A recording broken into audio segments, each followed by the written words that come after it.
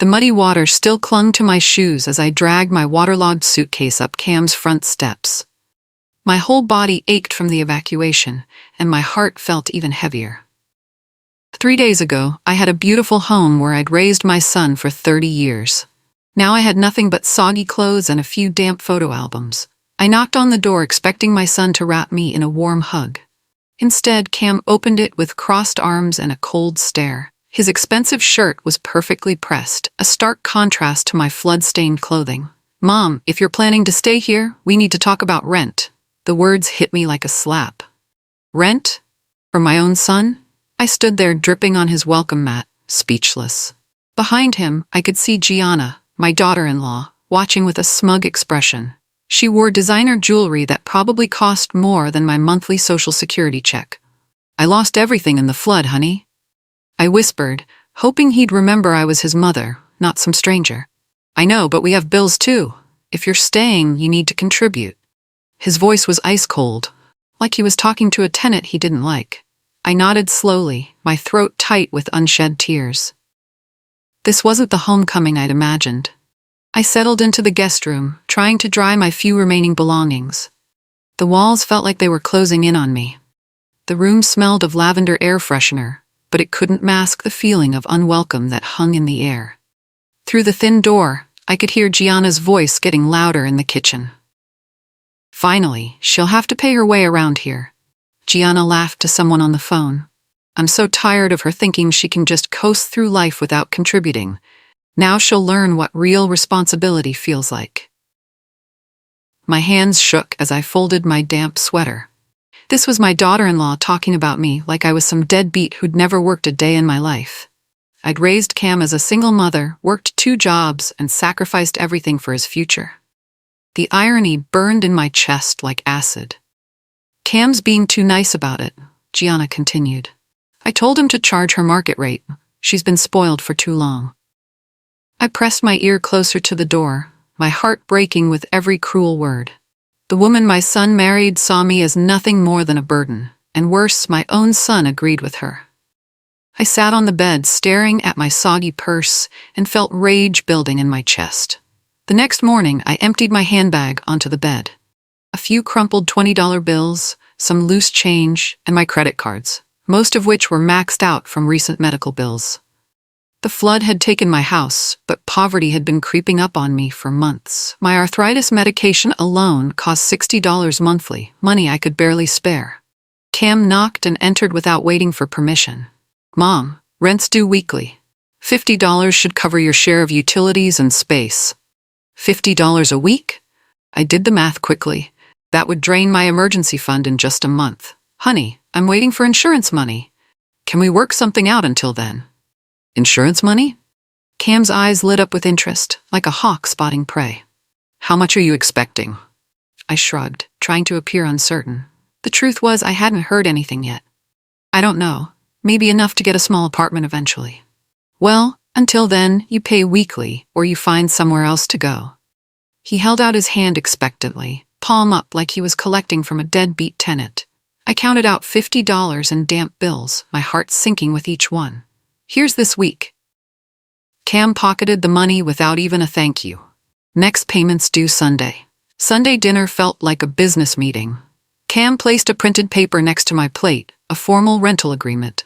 The document was typed in legal font, making our family relationship feel cold and transactional. My hands trembled as I read the terms. Weekly payments, no guests without permission, quiet hours after 8 p.m. "Really, Cam? A contract for your own mother?" I tried to keep my voice steady. "It's better to have everything official," Gianna chimed in, pulling out her phone.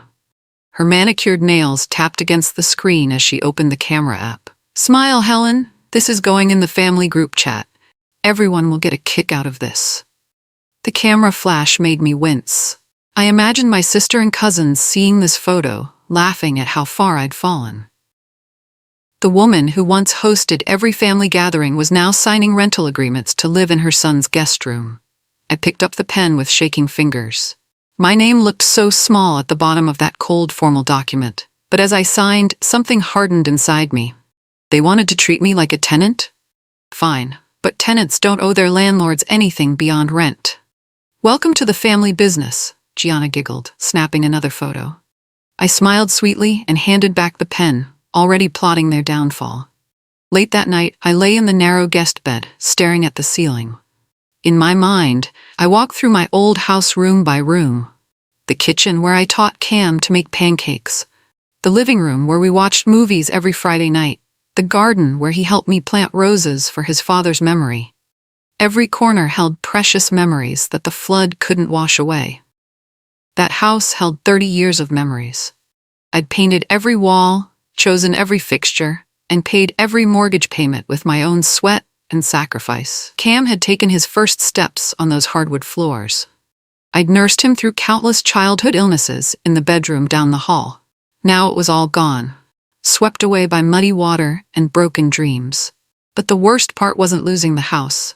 It was losing the son I thought I'd raised. The boy who used to bring me breakfast in bed on Mother's Day was now charging me rent like a stranger. I wiped away a tear and made a silent promise. Somehow, someway, I would rebuild. And when I did, Cam would learn exactly what he'd thrown away for $50 a week.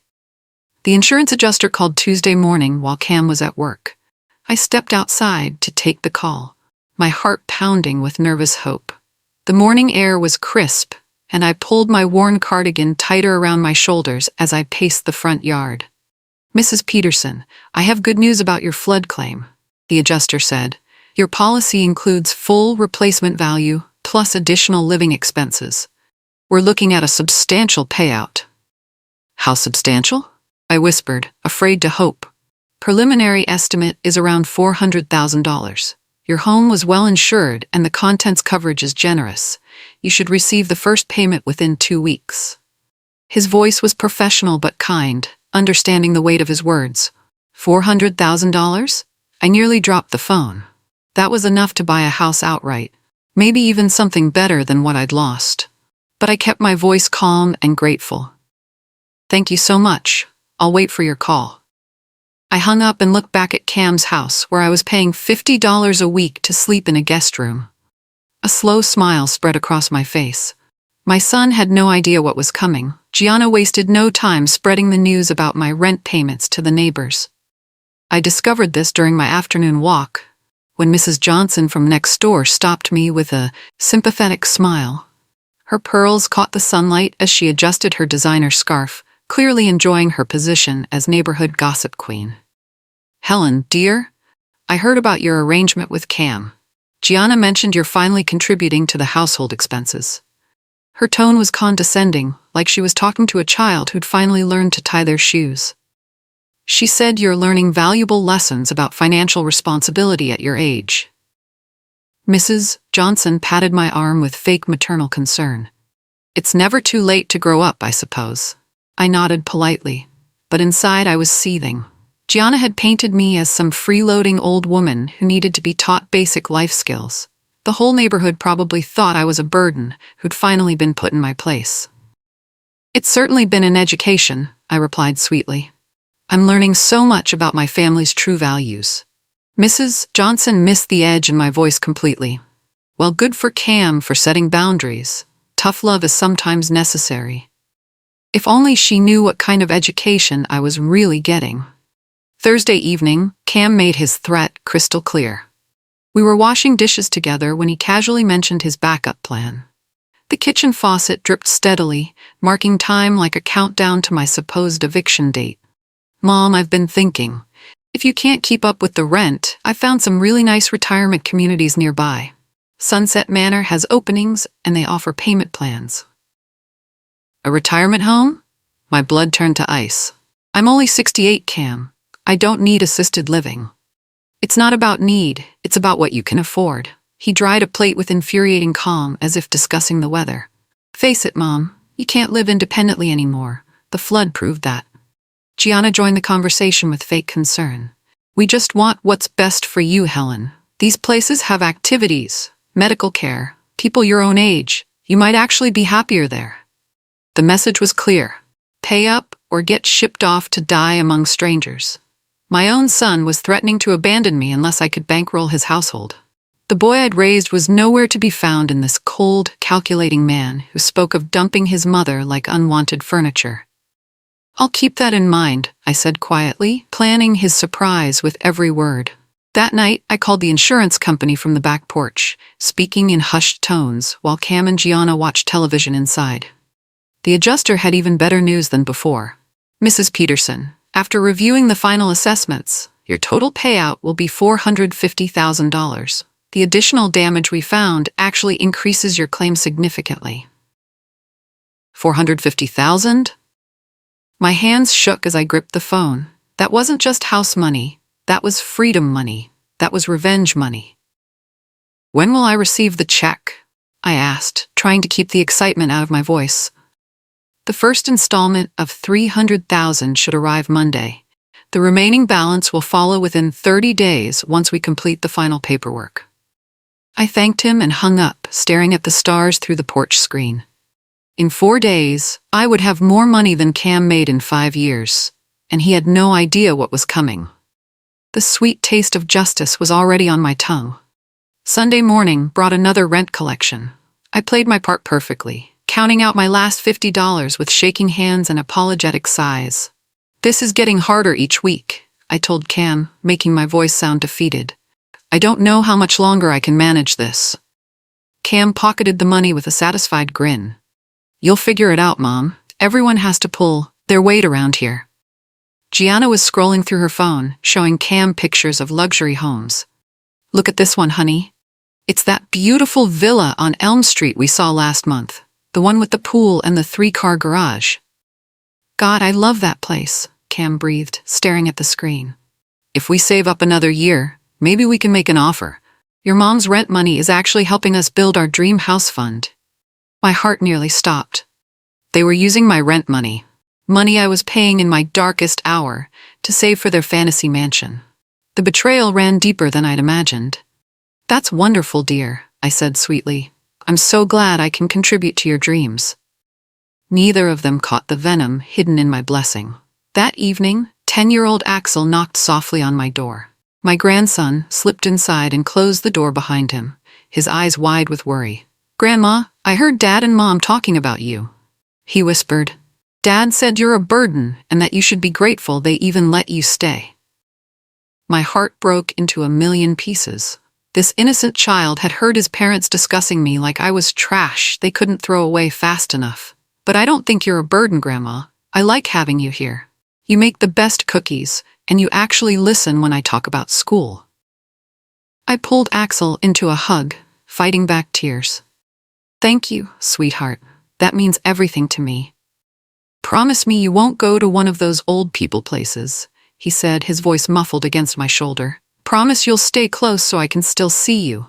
"I promise," I whispered, and I meant it. But my definition of staying close was about to be very different from what anyone expected. Axel was the only family member who still saw me as human. He would be protected in what was coming. The next afternoon, Cam and Gianna hosted a dinner party for their friends. I was assigned the role of silent servant, refilling drinks and clearing plates while they bragged about their house-hunting adventures. "We've been saving for this amazing villa on Elm Street," Gianna gushed to her friends. "It's absolutely perfect. 5 bedrooms, gourmet kitchen, infinity pool. We're so close to making an offer. The best part is we'll have room to really entertain," Cam added. "No more cramped dinner parties in this little place." I moved around the table like a ghost, listening to every detail. They described the house's marble countertops, the master suite with the walk-in closet, the 3-car garage where Cam planned to store his dream sports car. "It sounds expensive," one friend noted. "We've been disciplined about saving," Gianna replied proudly. "Every extra dollar goes into the house fund. We even have Mom helping out with household expenses now, which really adds up." The friends nodded approvingly, not knowing they were complimenting my son for charging his homeless mother rent. I served the dessert with a smile, taking mental notes of every detail about their precious villa. The breaking point came Tuesday morning. I was making my bed when Gianna stormed in carrying a laundry basket. "Since you're paying rent now, you might as well earn your keep in other ways too," she announced, dumping a pile of dirty clothes on my freshly made bed.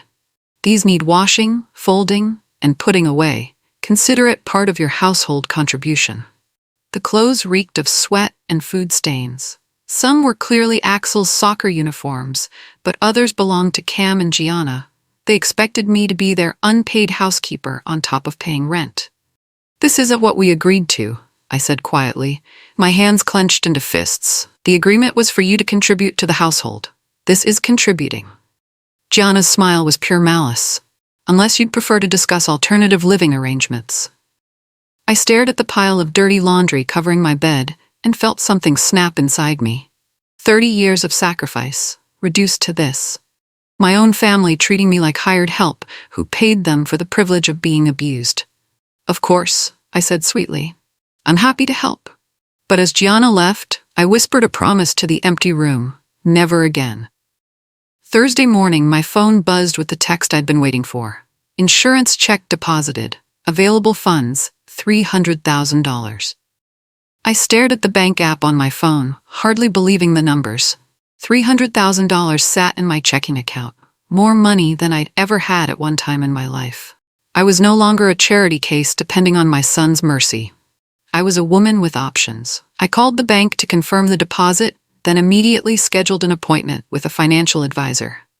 My hands trembled as I scrolled through real estate websites, looking at houses I could now afford to buy outright.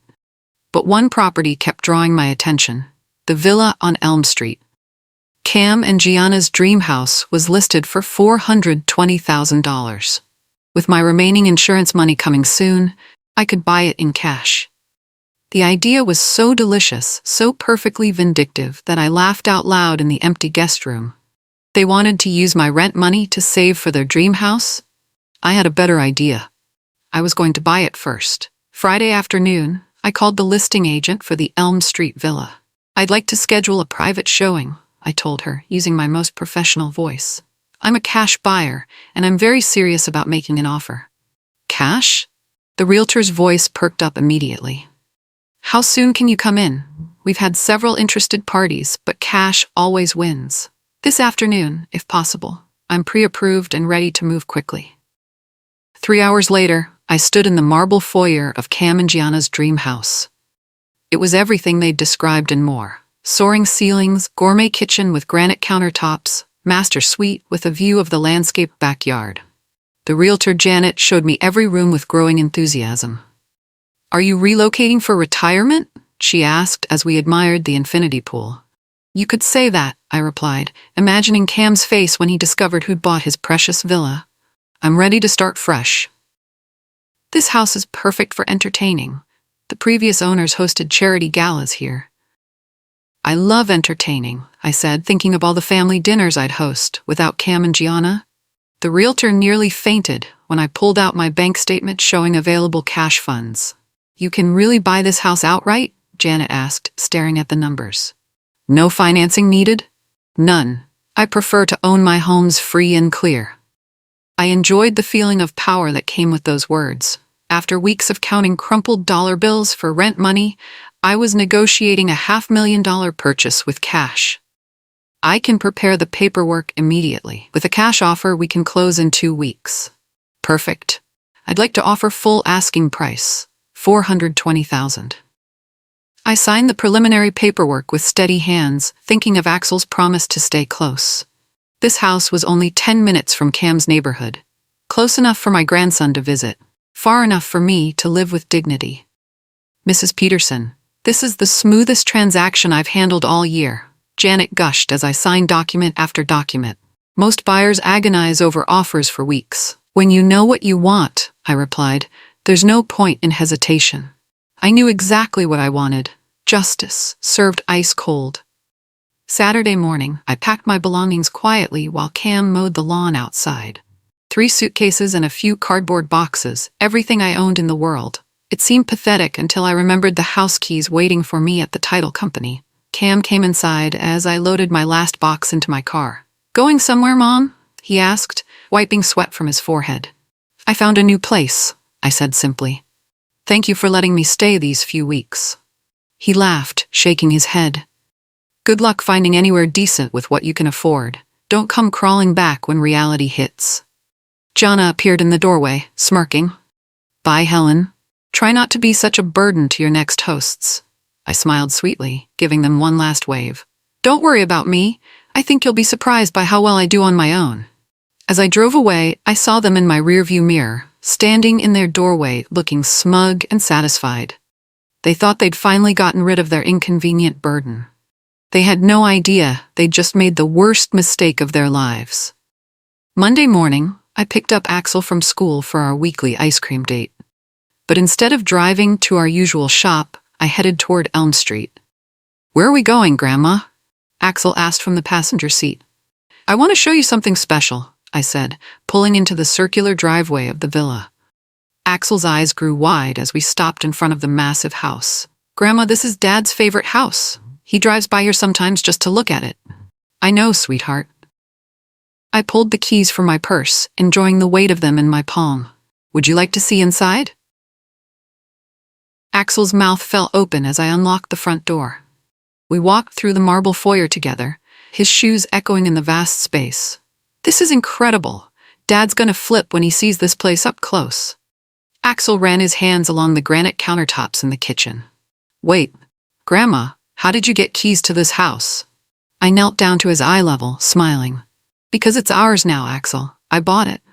The look of pure amazement on my grandson's face was worth every penny. The news reached Cam by Tuesday evening. I was arranging flowers in my new kitchen when my phone rang. What the hell did you do? Cam's voice exploded through the speaker.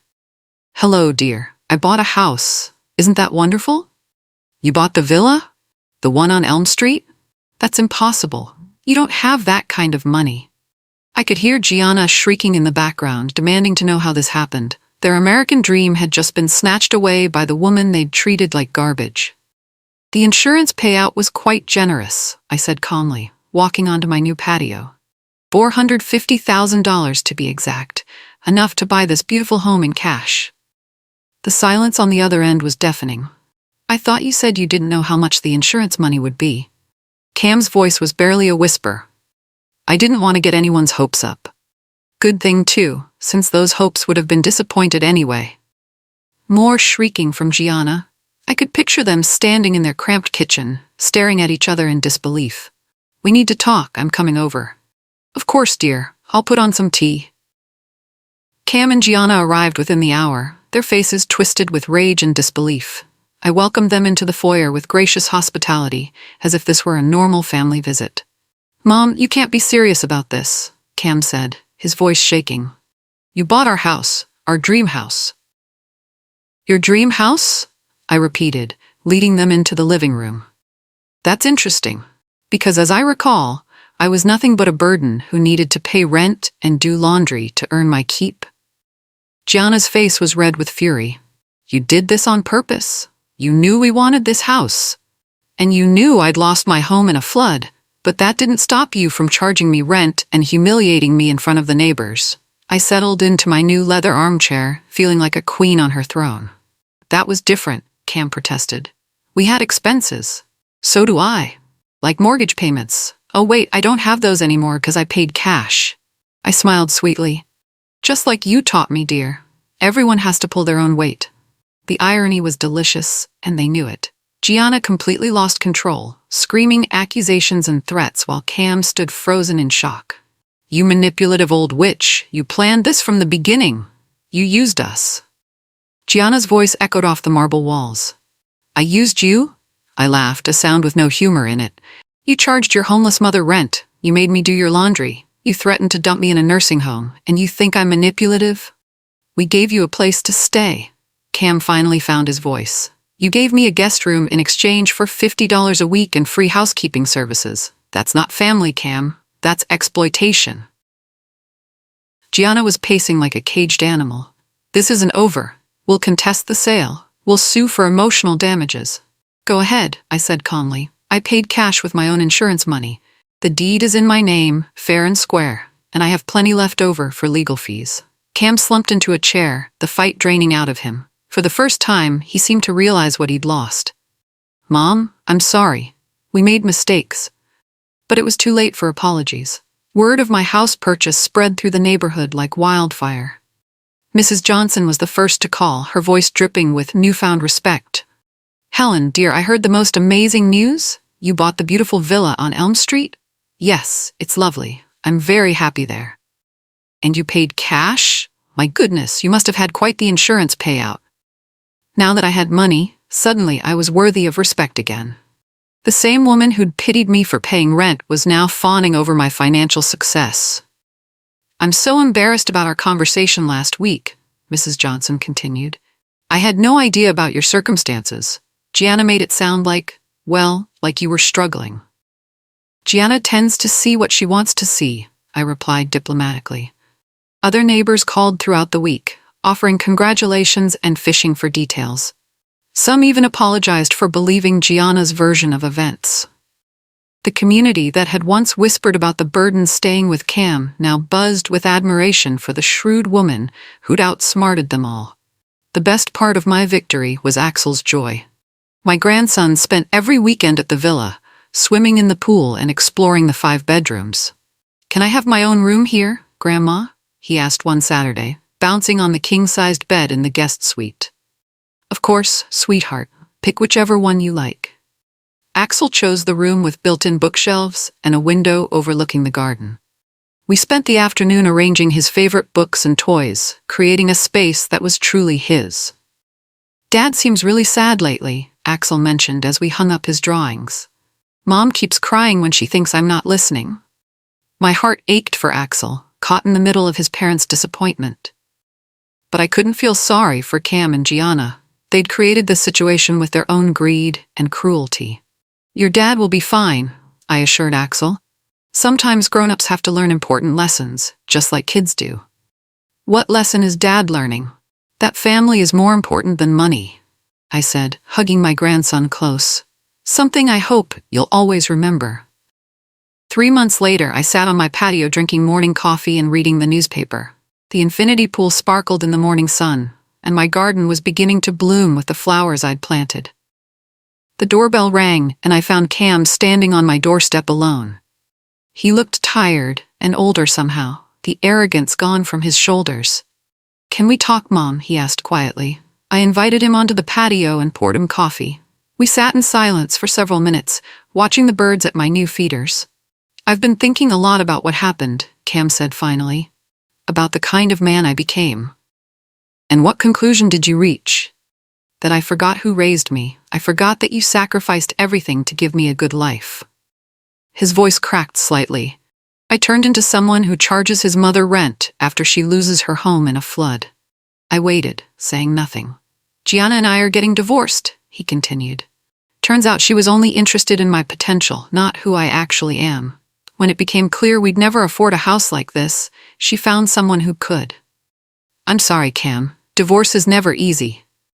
"I deserve it. I chose money over family. I chose her greed over your love." Cam looked up at me with tears in his eyes. "Is there any chance you could forgive me? Any chance we could start over?" I studied my son's face, seeing glimpses of the boy I'd raised, the one who used to bring me dandelions and tell me I was the best mom in the world. "There's always a chance for forgiveness between family," I said slowly, "but things can never go back to the way they were." "I know. I miss my mom." "Your mom never left, Cam. You just stopped seeing her." We talked for 2 hours that morning, clearing the air between us. It would take time to rebuild trust, but we had made a start. As Cam prepared to leave, I handed him an envelope. "What's this?" he asked. "My will. I've made some changes." His face went pale as he read the document. The villa would go to Axel when he turned 25. Cam was left a small trust fund, enough to help him start over, but not enough to coast on.